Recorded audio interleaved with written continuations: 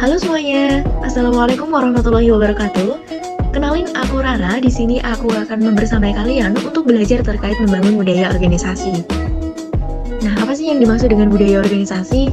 Jadi, budaya organisasi adalah suatu pola atau sistem yang berupa sikap, nilai, norma perilaku, bahasa, keyakinan, ritual yang dibentuk, dikembangkan, dan diwariskan kepada anggota sebagai kepribadian dari organisasi tersebut.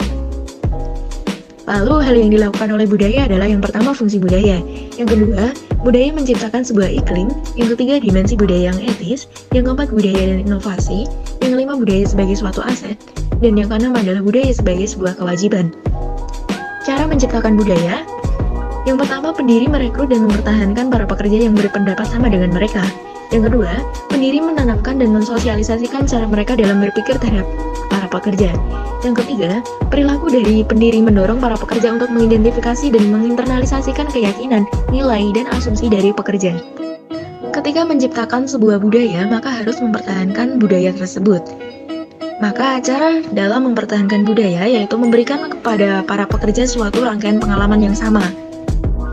Bagian penting dalam mempertahankan suatu budaya yaitu yang pertama pemilihan atau seleksi, yang kedua manajemen puncak, yang ketiga adalah sosialisasi. Selanjutnya, cara pekerja mempelajari budaya. Yang pertama yaitu cerita-cerita.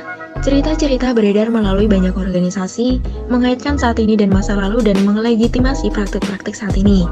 Yang kedua adalah ritual. Ritual merupakan urutan secara repetitif yang mengekspresikan dan menegakkan nilai luhur dari organisasi. Yang ketiga adalah simbol. Simbol-simbol atau lambang-lambang material seperti pakaian seragam, ruang kantor, tata letak fasilitas organisasi, dan lain-lain. Dan yang keempat adalah bahasa. Dalam suatu organisasi atau perusahaan, tiap badan, divisi, strata, atau semacamnya memiliki bahasa atau jargon yang khas, yang kadang-kadang hanya dipahami oleh kalangan itu sendiri. Selanjutnya, penerapan budaya organisasi yang beretika. Dasar budaya organisasional, nilai-nilai dan keyakinan organisasi merupakan dasar dari budaya organisasional. Keduanya juga memengaruhi peranan penting dalam memengaruhi etika berperilaku. Ada dua nilai organisasi, yaitu nilai pendukung dan nilai yang diperankan. Organisasi berusaha mendorong perilaku etis dan melarang perilaku tidak etis dengan berbagai cara. Misalnya menetapkan aturan main dalam menjalankan dan mengembangkan posisi etis yang jelas mengenai cara perusahaan dan karyawan menjalankan bisnisnya. Prinsip-prinsip yang harus diikuti para manajer untuk menciptakan suatu budaya yang lebih beretika. Yang pertama, menjadi panutan yang terlihat. Yang kedua, mengkomunikasikan ekspektasi yang beretika. Yang ketiga, menyediakan pelatihan yang beretika. Yang keempat, pemberian imbalan atas tindakan beretika yang tampak dan memberikan hukuman atas tindakan yang tidak beretika. Dan yang terakhir adalah menyediakan mekanisme perlindungan. Selanjutnya, penerapan budaya organisasi yang positif. Budaya organisasi yang positif adalah suatu budaya yang menekankan pada membangun kekuatan pekerja, memberikan imbalan yang lebih daripada memberikan hukuman, serta menekankan pada vitalitas dan pertumbuhan dari individu. Prinsip-prinsip yang harus diikuti para manajer untuk menciptakan suatu budaya yang lebih positif dengan membangun kekuatan pekerja, memberikan imbalan yang lebih sering dibandingkan memberikan hukuman, menetapkan pada vitalitas dan pertumbuhan, dan yang terakhir adalah batasan dari budaya yang positif. Spiritualitas dan budaya organisasi.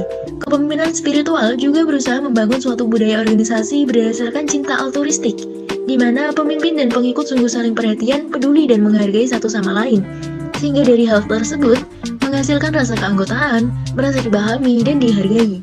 Budaya organisasi dapat menjadi sebuah instrumen keunggulan yang kompetitif dan utama bila dapat mendukung strategi dari sebuah organisasi dan mampu menjawab sebuah tantangan lingkungan secara tepat dan cepat.